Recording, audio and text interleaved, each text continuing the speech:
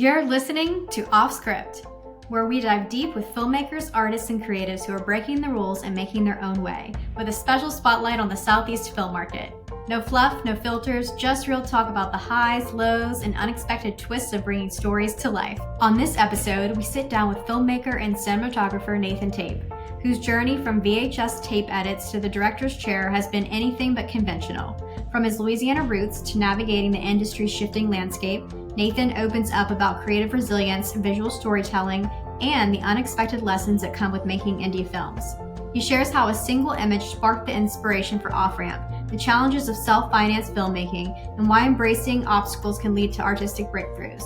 Tune in for a conversation on passion, perseverance, and the power of cinema to shape culture and connect communities. Now let's go off script. Well, Nathan, welcome to Offscript. We're so excited to have you. So we want to start with your background. What was your entry point into filmmaking? Well, thanks for having me. Happy to be here. I think I always loved films. I was a big movie nerd as a kid. I would just soak movies up. And so it was somewhere in high school. I remember making little videos for a friend, and we made a weird little short film. And I was, well, this is something that I think I really want to do. So I was inspired by watching films and started literally editing on a VCR, taping one tape to another. And then I went to school undergraduate at Loyola, New Orleans, where I currently am now as a professor. And I was here and they didn't really have a real film school. So I put together my own sort of education. We had film studies. And so I watched films, and then I would do a lot of photography and some production classes. They had a big TV department then. Then afterwards, I said, I think I want to make more movies. So I went to a New York Film Academy 6-week intensive thing in New York in 2001. And then after that, I made another short film. And then I decided, okay, I'm going to go to grad school. So I went to grad school at Loyola Marymount, Los Angeles. And when I graduated, I came back home for a high school reunion. And when I came back home, I met a bunch of my other friends who were working in the movie industry, particularly in the lighting department. And I had at grad school, like cinematography TA, and so I was really into cinematography and lighting, and so it was a kind of a natural step. So then I worked in the electric department and the lighting departments in movies and television until I graduated to be a gaffer, and at the same time was always sort of shooting, as a DP, was shooting short films and a couple of small features. And then I decided to make my own film, Off-Ramp, and when I did, basically quit working as a gaffer and decided to dedicate myself more full-time to being a filmmaker. That's so amazing. So what drew you specifically to cinematography and directing? Was there a moment that you can remember that really locked it in for you? I mean, I always wanted to tell stories. I think I always, and I don't know, I think something about being behind the camera and controlling the camera was something that I just vibed with. I don't know if I can think of an exact moment where it all coalesced, but it's just been something that I've always been passionate about. I'm very visual, but I'm not a very good drawer. So I was like, okay, pictures are a way I can, tell a story. And I think for me, just telling stories in film, I'm very connected to movies, and they inspire me very much. It's one of those things that I think I had a talent for cinematography, because coming from still photography and all that stuff, it kind of felt like a bit of a natural step to go into the motion photography. And I think just having kind of a knack for it, we do what we think we're good at and what we enjoy doing. So it just kind of all worked. As far as being a filmmaker and being a director, I think that's one of those things that you just have to, at least for me, I had a strong passion to do it, but it's a challenge. You don't really get an opportunity unless you make the opportunity yourself. And I think during the pandemic, we all had a lot of time for self-reflection, and I certainly had some self-reflection. And at that time I said, well, if I'm not going to do this now, then when am I going to do it? And I guess that would be the moment that it's all coalesced and said, well, I can't continue to work on set for 70 to 80, 90 hours a week, and hope to make my own film, because it just takes so much dedication to being a filmmaker. And it's such an interesting thing, because you say, well, not only what story do I want to tell, but what story am I willing to live with for the next 4 or 5 years of my life? is really one of the things you have to ask yourself as a filmmaker. And so I think that's because, you have to be passionate about it. I think to be a good director, you have to spend that kind of time with a project so that you can really see it all the way through. Yeah, I completely agree with you. And we've been lucky enough to be able to work with you in a couple of projects. So I attest to your talent as both director, cinematographer. We are so happy that we have you here in Louisiana. It's such a blessing to have someone with your eye. You are so talented, 100%. We're so happy. So another question we want to ask is, how has being in Louisiana shaped your career and creative approach? We have a love-hate relationship with, I think, places we live. Louisiana is a beautiful state, absolutely gorgeous to look at. Find some of the most picturesque things. I heard one time that there's a light quality in New Orleans that is nowhere else in the world because of the dense humidity and the low sun. So I think it's a very beautiful place, but at the same time, it can be a challenge because, someplace like Los Angeles, which I lived for a little while, and I know Fallon, you lived there for a little while too. The people in Los Angeles are all moving very fast, and it can be very inspiring. As far as my career, the way that it's sort of shaped it is, I think I came back here at a time when the industry was really just starting to kind of boom. So I had a lot of opportunities to grow at a really rapid pace. One thing that's very cool about working in production in an ancillary market is that you get a chance to work with a lot of different people. You say, if I was a gaffer living in Los Angeles, I probably would find a DP that I would work with a lot, and then I'd probably work with that DP over and over again. Whereas being here, you have people coming in all the time. And so you're always kind of working with new people, and you learn new skills, and then you have to apply those skills at each job. So I think that it gave me a lot of variety. But that being said, too, as a filmmaker, I want to tell stories about people in the South. I think that in the South, we forget that the South is another other.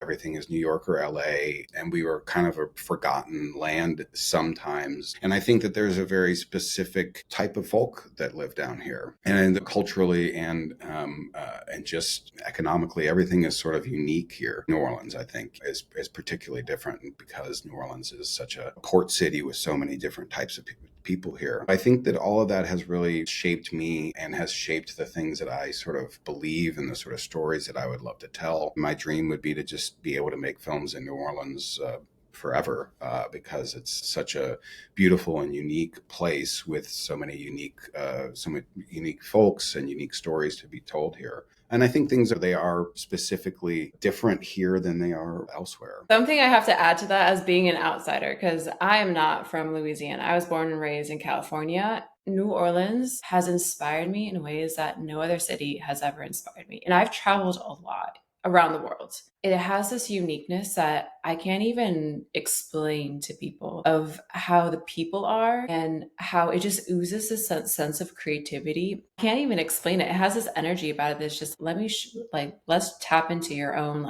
creative energy and stuff like that. Trying to do that in LA, for some reason, it was so challenging.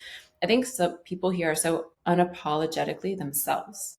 And in LA, people are continuously trying to be somebody and show up to somebody that they're not even being in their own authenticity. And here, people just don't care. They're just like, this is me in all my glory and all my beauty. And I'm just like, wow, it's just so beautiful and really awesome. So I just want to add to that. No, you're exactly right. I think there is a certain sort of who cares attitude, which is great. I do think that there is so much creativity here. I've heard the phrase before that New Orleans isn't the southernmost city in the Dixie, but it is the northernmost city of the Caribbean. I think that there's a truth to that. There's a certain vibrancy. I mean, the fact that this city has always had so many cultures in it, from having free blacks, from the French culture, the Spanish culture, the American culture, all melting pot in this city, has made things so vibrant and exciting. And I think, there is, with the music, with the food, there is just a sense of creativity that happens. And I truly think that creativity is something that we as humans need.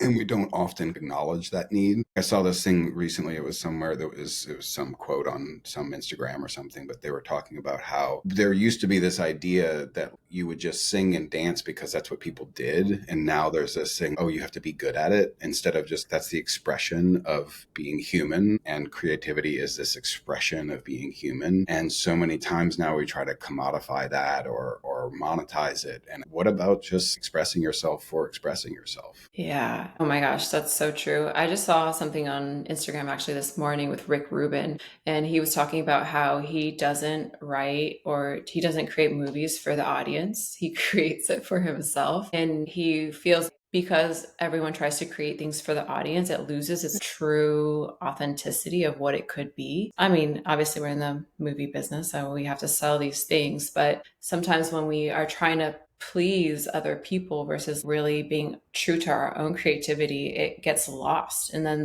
the true essence of what something could be is not even real or authentic.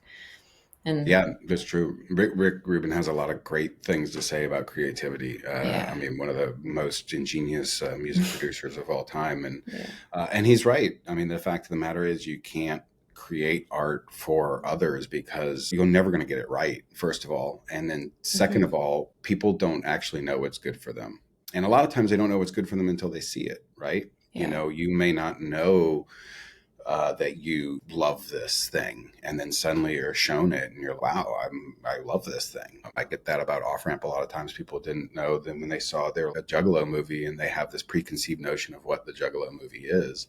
And I think in the end, it's more than just that. And I think it's true. You do have to try and please yourself with what you're creating, and you please that audience of one. And then once you please the audience of one, hopefully other folks will like it too. And if they do, great. And if they don't, you've pleased yourself. And I think the inverse would be worse, right? Wouldn't it be worse to work all this time and put all this effort into something that you weren't actually proud of? And then even if it was successful, you wouldn't feel true to yourself, and you've done this, you've spent all this time working on something that you're not even pleased with. I know. It's so true. It happens all the time. I feel people sell themselves out a little bit, right? I understand the reasoning for it and whatnot. People feel like they want to have success. It's a fine line. It's a fine line, right? Being authentic to who you are and then also trying to have a successful career as an artist. It's really challenging. It really is. And I think about so many inspiring quotes coming out from David Lynch when he passed recently, which is, a heartbreaker. Yeah. But one of the things he said, which I really loved, somebody asked him about his career. And he said, if you're thinking about this as a career, you're already wrong, because it's not a career, it's a lifestyle, and it's what you have to do. And I think that's very true too, having this thought that, it's about, success, as opposed to just about the joy of creating and the joy of making something, seeing people enjoy your work. That's the strongest thing. It's a challenge because movies are expensive. And so it's a lot easier to just paint a painting or write a poem. Yeah, it's an industry that everyone always says, if you are in it for the long run, you will make it. It's just it's a matter of when it happens, but you're not plucked from obscurity or anything like that. So I think that is one good thing about social media. All these creators are able to create and be present, and you can see that their journey was not linear. Maybe they pop off and then you look back at their social media and you're like, oh, well, they haven't been doing a ton of stuff. This is kind of their moment. As far as the projects that you've worked on, what would you say would be your most challenging but also rewarding project so far? I mean, that's easy. My film Off Ramp was easily the most challenging and rewarding. Making an independent film that you write, direct, produce, edit, you see it all the way through, provides a lot of challenges, but a lot of rewards as well. I mean, that being said, I think every project has its challenges and rewards too. And I think that, measure success on what did you learn? How did you grow? And instead of just looking at something as far as what it provided you monetarily or anything like that. Making an independent film from scratch is a real challenge, and it really takes a lot of fortitude to kind of stay with it. And we had a lot of challenges making Off Ramp. We lost footage, we had casting situations, but I do really feel that at every one of those stages, that every obstacle was an opportunity. I remember I heard that phrase beforehand and probably said, oh, this is bullshit. And then when I experienced it with something that I cared so much about, so deeply about it, you do start to see that those obstacles can be opportunities. And you have to kind of stay open to the way to grow at that moment. But there's, every project has its own challenge. Coming from even being a gaffer or electrician or DP or director, they all kind of have their own set of challenges. I think somebody said, if there's anything else that you could see yourself doing, do that.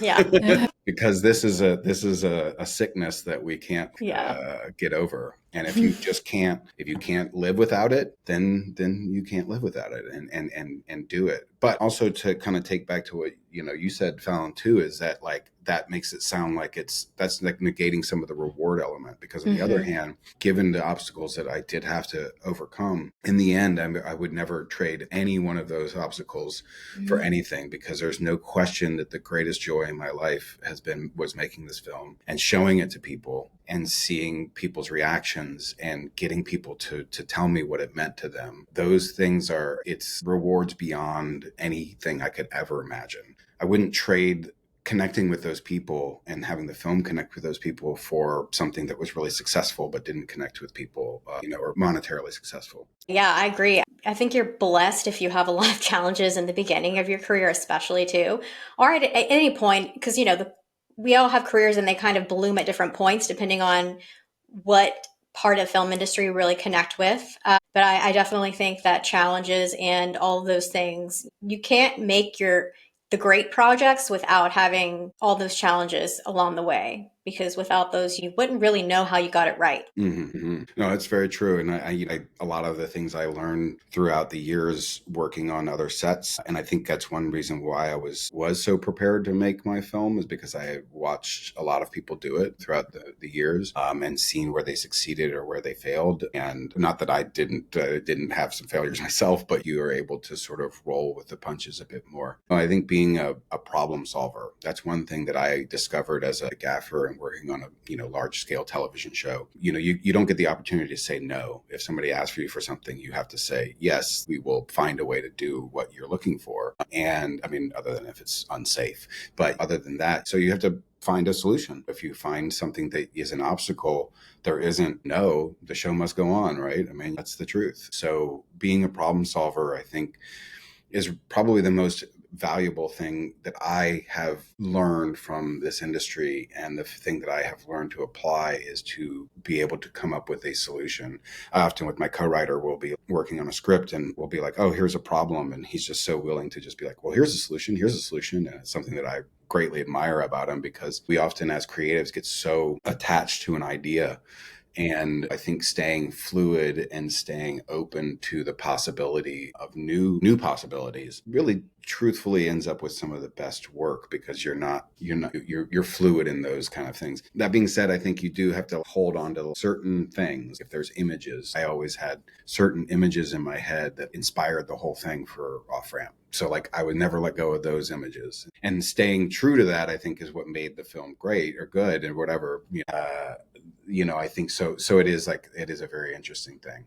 Yeah, I love that. I love the reframing of that, because it's true that you never know how a challenge is just actually boosting your creativity, your project to even be better than what you were holding onto so tightly. So having that fluidity and being like, okay, how can we just move forward? It's such a good mindset to have. I think there's this thing that comes in with perfectionism, like creatives have this thing of perfectionism or even imposter syndrome that comes into play. No, it has to be like this, but then it doesn't allow even the project itself, which I mean, my belief system is that each thing has its own energy. So allowing that to emerge and unfold the way it's meant to, and that its highest alignment is you just never know unless you allow it. Well, and I think, speaking to what you're saying there, I think that the perfectionism comes to a place you're always trying to make it the best, right? Mm-hmm. Like at every stage, if you can make it the best, at every little stage, if you can keep trying to make it the best. And I think Kurosawa said, no film is ever finished, it's only abandoned.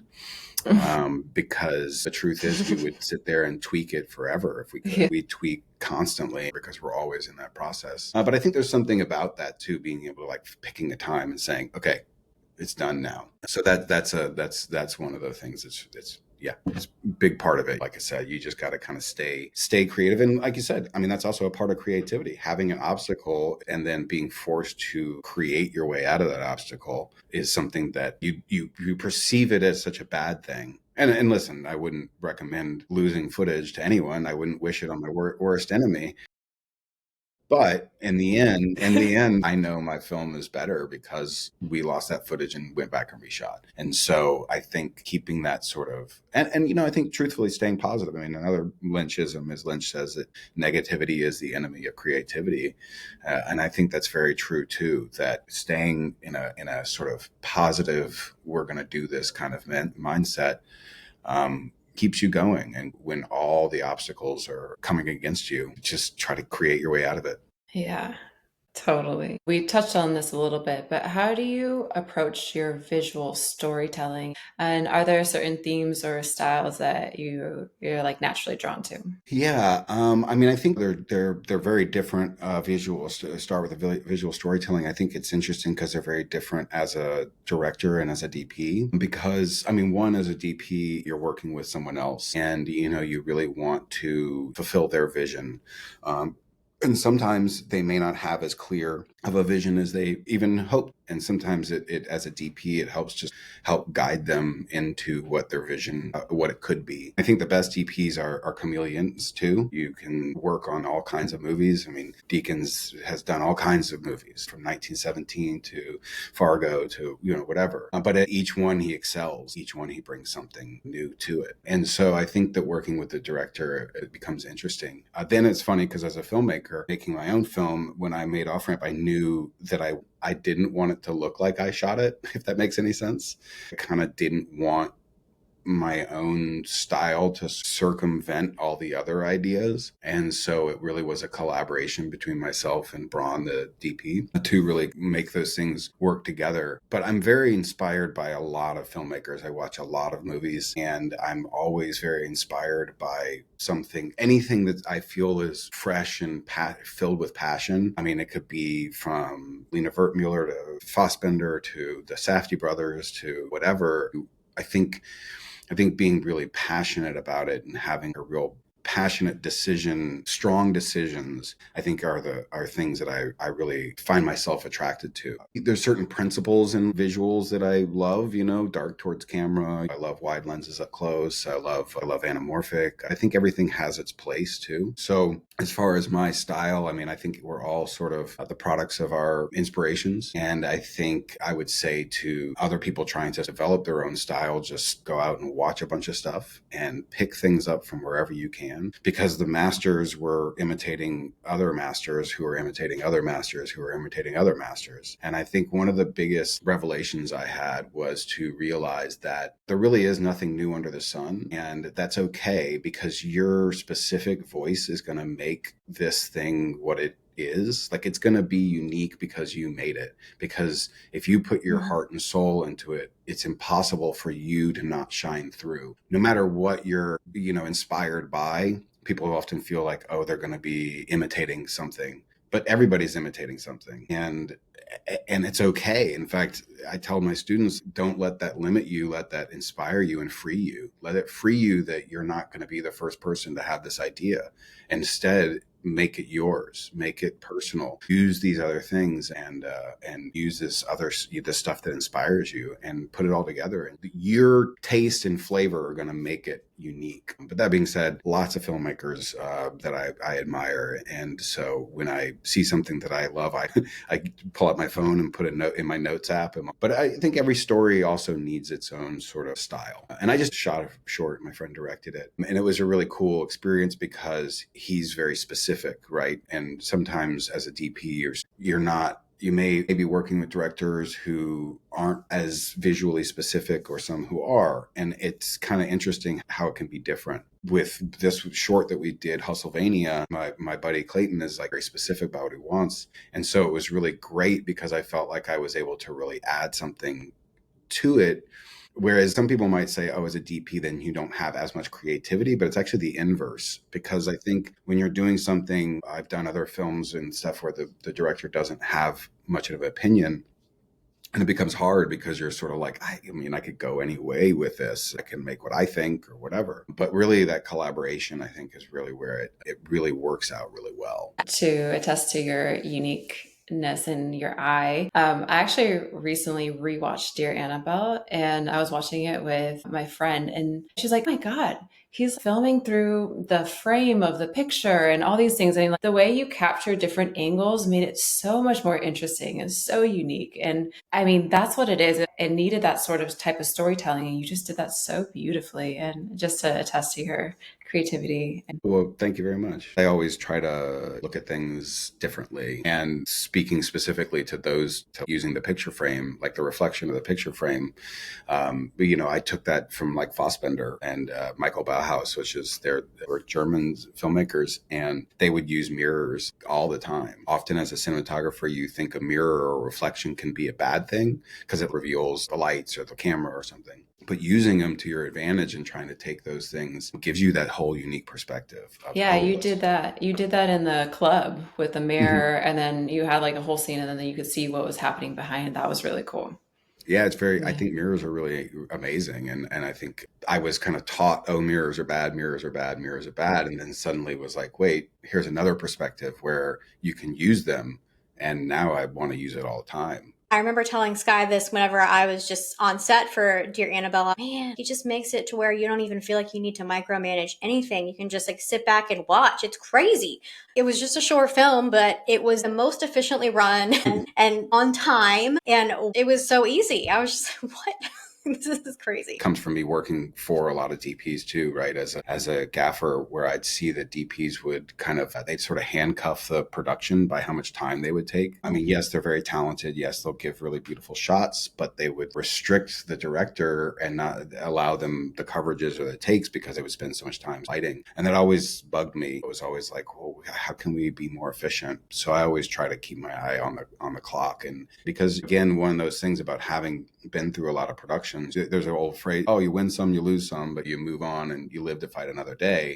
And the idea behind that is really that, yeah, sometimes you get the time to make the lighting the most beautiful. Sometimes you don't. Sometimes you have to move on and move forward. And I think that also goes back to just that. I mean, I like to have my hands in a lot of pieces of the pie, like have my hands in a lot of parts of the pie, let's put it like that. And, I think that goes back to just, again, having some little bit of experience in a lot of different realms. I'm always trying to help and trying to help inspire too and teach and show these things off because somebody showed them to me. Yeah, speaking of time constraints, have you ever had a moment where you've had such a specific vision and you really had to pivot and just go in a fully different direction? Yeah, for sure. Circumstances are often causing you to pivot. I mean, sometimes you have scheduling, and we had a very similar thing on both Off Ramp and actually this movie Boneface that I shot, where in both these situations we had an actor who couldn't come to set one day. On Off Ramp, it was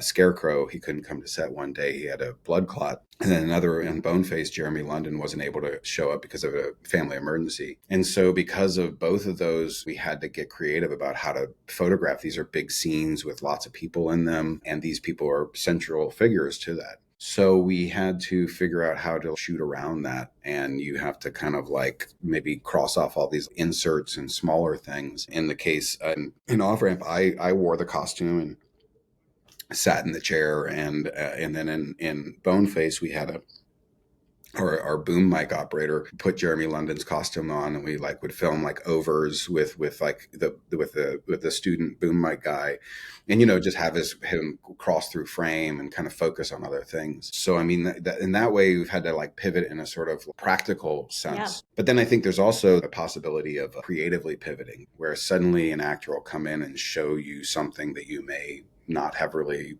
thought of before, and then you start to sort of pivot to embracing that. Again, be creative with your decision making, and a lot of times, again, in the end, that kind of stuff ends up working out to your advantage, because in the end, a lot of stuff comes out looking or feeling better, or just sometimes even the experience of having to go through that makes the experience better. You know what I'm saying? Like having to go through, oh shit, we had to pivot, but that pivoting makes it a win. If you get me, Yeah. Did I answer your question? Definitely. Well, since we're on the subject of off-ramp, let's talk about off-ramp. Come on. Fallon and I got to watch Off-Ramp at the New Orleans Film Festival last year, and it was amazing. It's what you were saying. It was like a movie you didn't know you had to watch and experience, but after watching it, you realize that you needed that. And I didn't know a whole lot about the culture of the Juggalos. What inspired this? What made it a story that you're like, I need to tell this story? Yeah, so I mean, I knew about Insane Clown Posse growing up. I remember buying a maxi cassette single of Who's Going Chicken Hunting. It wasn't exactly my thing, but it was still amusing. And then I would say in mid 2000s to late 2000s, there was a lot of Juggalo culture going on in the zeitgeist, um, uh, Workaholics had an episode. Saturday Night Live did a bunch of spoofs. Vice was doing a lot of documentaries and stuff on the gathering of the Juggalos. And I saw this documentary called American Juggalo. It really was the first time I was introduced to the concept of the Juggalo family love and this idea that if you're a Juggalo, you're family, and this sort of found family kind of thing. And found family isn't necessarily a new concept, but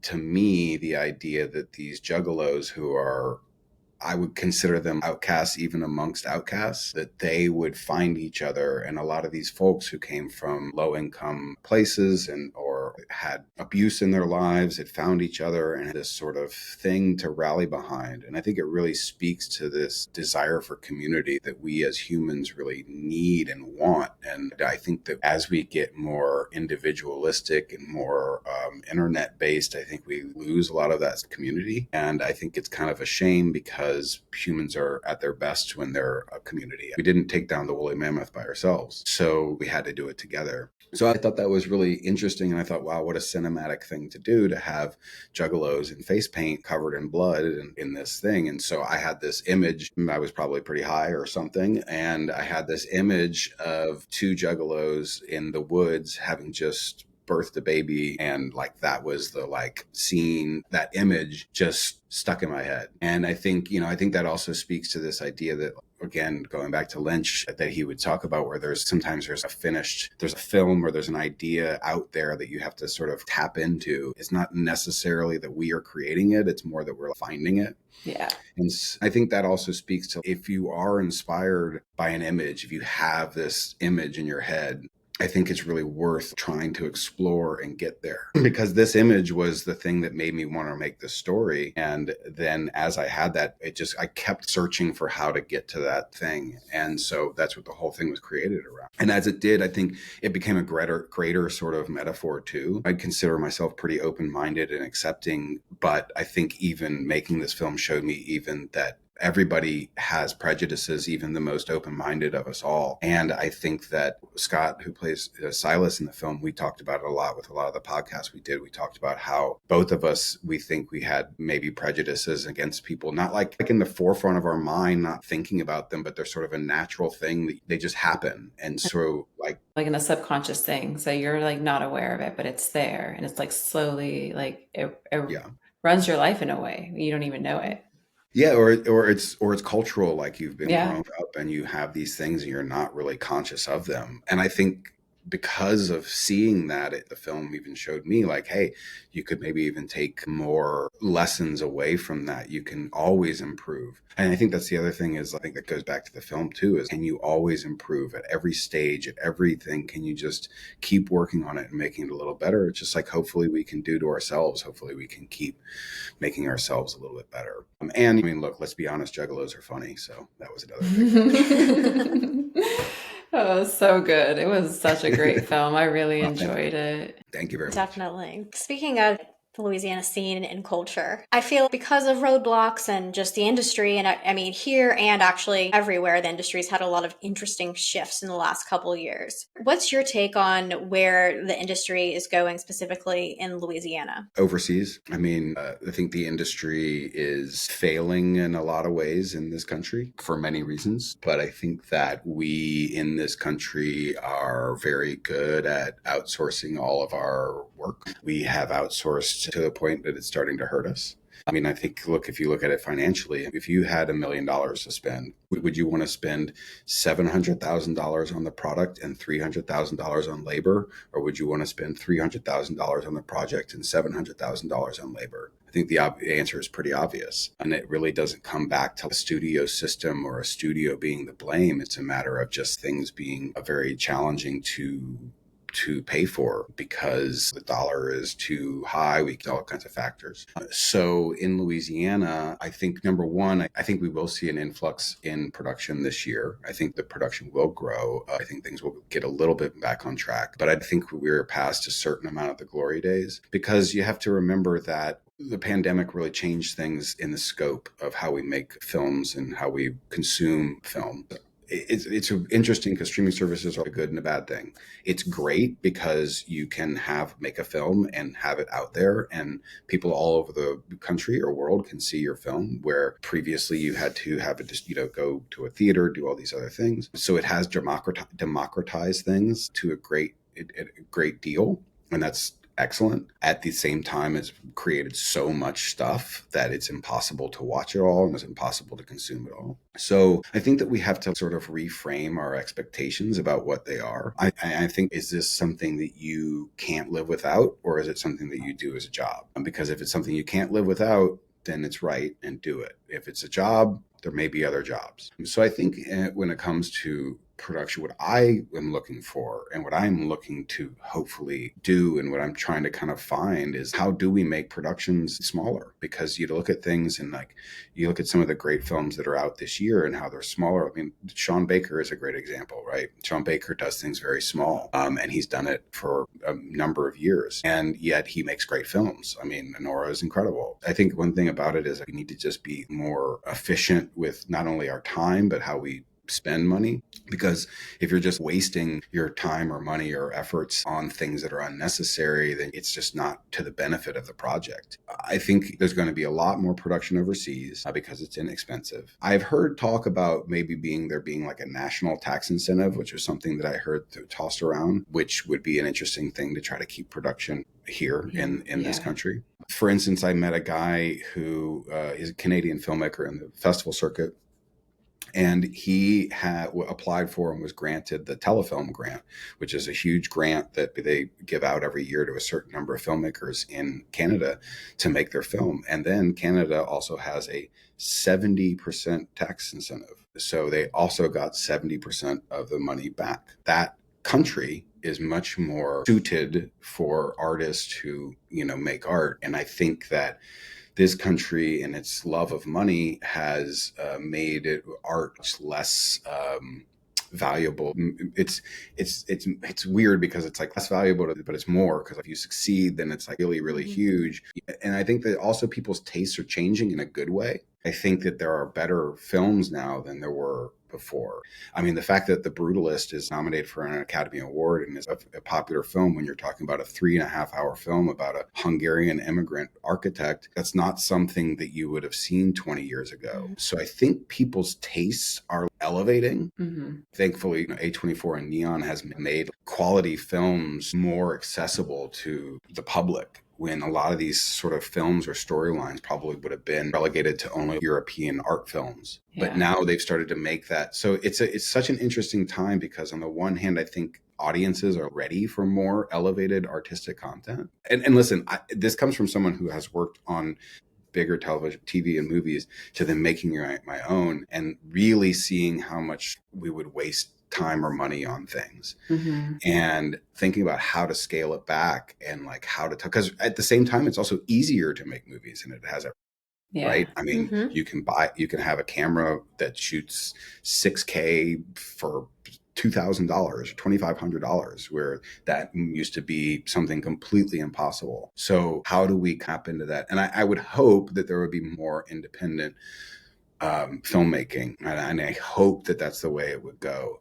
One of the things that I think this state could really do is, I think this state could really, really do something for its own filmmakers. I think this state could really push the local filmmakers a lot further. And I feel like this state is only waiting for outside production to come in and fill their pockets, instead of how do we how do we make more homegrown talent? How do we support the filmmakers that are here trying to make films? Living in New Orleans, we have Ross Brothers, who made, Gasoline Rainbow, and we have Ben Zeitlin, who did Beast of the Southern Wild. They go out of town to make their films. They just live here. There's not the same sort of like support for those filmmakers as well. It's something I'm passionate about talking about. But that's one thing that I have seen that I would really like to see more of, is I would like to see the state really support, because if I get the opportunity to keep making movies here, I mean, I'm going to keep hiring people who are here. I'm going to keep trying to keep the money as much as possible in the state and to spend the money that we have here. But, it really, you need to get that springboard to where some other people can notice it. It would be really helpful if the state wasn't just waiting for California money to come here, New York money, whatever, to come here, and instead would start to really support their homegrown film. Yeah, I agree with you with that. I think there's been some movement with that, but I personally don't know how far they've gone. I know the New Orleans Film Society is trying to work on, as well as Trey Brevant. I think he's been lobbying a lot with Jason Wagensback, and so hopefully that comes to fruition. It would be great. I would love to get a phone call. It would Yeah. be great. I mean, I'm a Louisiana filmmaker. I'm teaching other students about how to make films. I have more films in my pocket. And so I think that it would be really great listen, the tax incentive, it has a great consideration for Louisiana filmmakers. You get an additional 10% as a Louisiana screenwriter, and you get an additional 5% for Louisiana crew. But I mean, we could increase that. It could be more. Or is it more just like putting opportunities, in place, meeting people who are investors, trying to say, instead of, again, like, all the decisions are made in California. Well, why? I mean, it kind of go back to one of the things that I think is always kind of funny as a crew member in New Orleans, is you would get people from LA and they would come in and be like, well, wow, you guys are really good. You're really smart. And it's like, well, yeah, we're not idiots. We've all worked on all these other things, but that goes back to that sort of South and the Southern other, and like sort of this kind of concept that we're all slack-jawed yokels down here, But I think, again, we see so much that I think we have a lot to offer, I want to talk a little bit about the tax incentives, because you've had a lot of experience with that. And I think that would be really good to talk about for filmmakers that are trying to make films here in Louisiana. Could you move us through the tax incentives and how that works here? Yeah, I mean, I could tell you my experience. There are definitely people who know more about it than I do, but it is great. There is a tax incentive program here, 25% base, additional 10% for Louisiana screenwriter, and then an additional 5% if you shoot outside of New Orleans. I think you got to go like 30 miles outside of New Orleans. Actually, when we shot Off Ramp, I thought that shooting in Chalmette was going to give us that 5%, and only in the end I realized that I didn't. And I was like, damn it. There's a lot of sort of paperwork and kind of red tape to get through, but I think it's worth doing. To qualify, you just have to have a minimum spend, a Louisiana spend of $50,000 in order to qualify. But it really is a good opportunity to be able to get some of your budget back and try to, fund it. I mean, there's also other ways and smarter ways, basically, because my film was essentially self-funded. It really just kind of came back to the investors. Whereas in other ways, one of the things you can do is you can take out loans against the tax credits that are coming back. One of the models that we talked about is that there's, let's say you get a film and you are lucky enough to have someone interested in the cast who would bring investors. What you can do at that stage is you can basically take a loan out against what you are expecting back, which is a really interesting thing. So let's say you've got somebody X who's going to be in your movie, and you have a foreign sales agent who says, well, that person will bring me $1 million. So you can then essentially apply for the tax credits before you actually make your film, and you can essentially get a letter from the state that will say, we will give you this tax credit as if you already had them, and then you could go to a bank and essentially get a loan against that, and that's how things get started. That's one of the ways that it can happen. Like I said, there's people who know more about this than myself, but I think that they are really great. We were really grateful that they're still around, because the truth of the matter is we wouldn't have an industry here if there wasn't a tax credit, tax incentive program. And we would have small turnkey production, and maybe every once in a while a movie would want to come film here just because it was New Orleans. But the industry as a whole in New Orleans would not be really particularly viable if there wasn't the tax incentive program.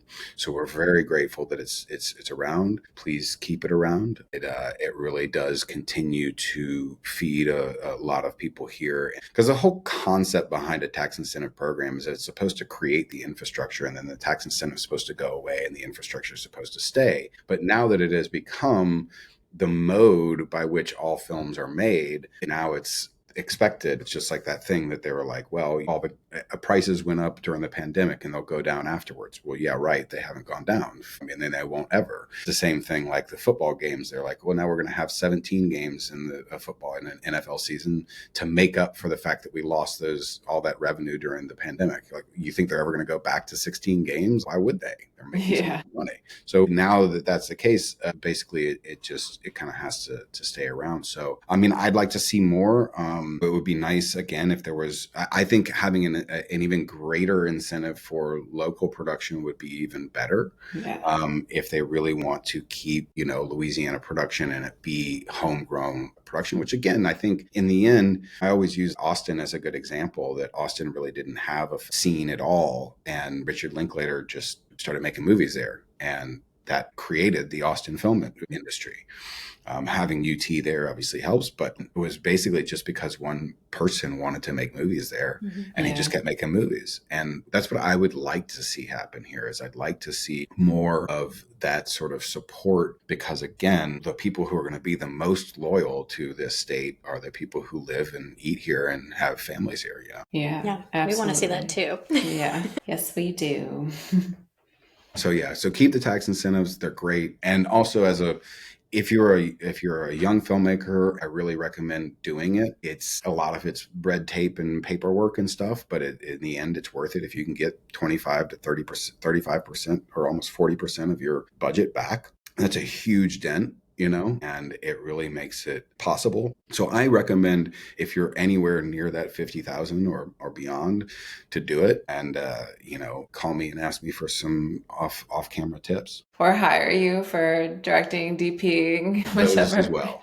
I'd be happy to do those as well, and I'll just provide those tips that I experienced. Yeah. But again, there's quite a lot to be gained from the incentive program. What's your off-script moment? Something really, really unexpected that shaped your career or creative path? The joy that you get from connecting with all of these folks, and where it really is this thing about this, there is a family that sort of emerges in filmmaking. Mm-hmm. And I think that it's really kind of goes across just filmmaking to all kind of creative endeavors, that when you sort of meet other creatives, there's a certain bond that we all kind of have with each other.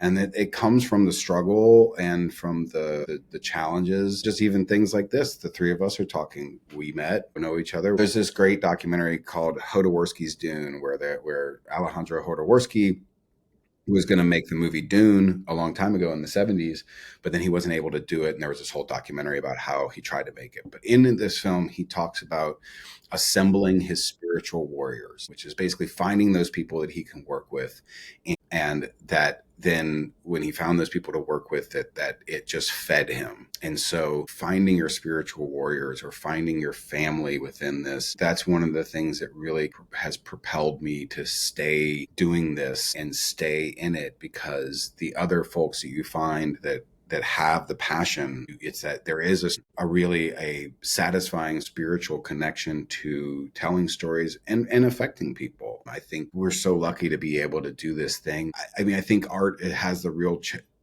ability to change lives. I think it's one of the few weapons that we have against an unjust society. Making a film, which is, I think Roger Ebert called film the great empathy machine, because you really are able to put someone in another place and experience something. And then another great film by Edward Yang called Brighter Summer Day, they talk about how when you watch a film, you get to experience something that you would never experience in your everyday life. Something as extreme as murder. You can almost experience what it's like to have done something like this, or been a part of it, because you've seen it in a film. Creating that empathy machine is one of the things. And then the last thing I'll say about it, which is more directly to my film, was after New Orleans Film Fest, a kid came up to me and told me that watching this film made him want to be a nicer person. And I thought that was the most incredible compliment I could ever receive. That's awesome.